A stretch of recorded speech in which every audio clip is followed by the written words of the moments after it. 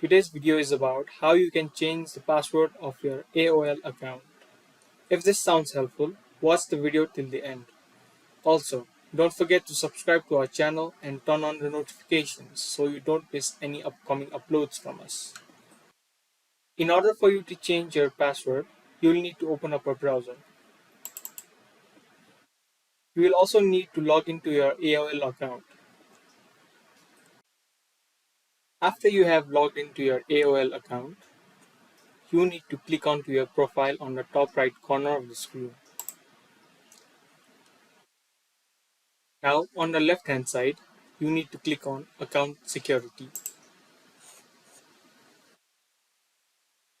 After you scroll down, you will find a Password tab.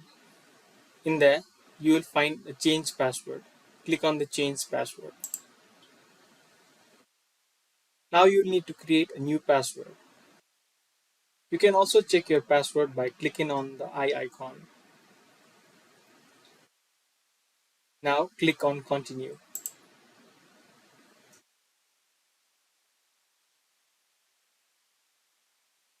Those are the easy steps to change your password. I hope you found the video to be helpful. We will be back with similar videos like this.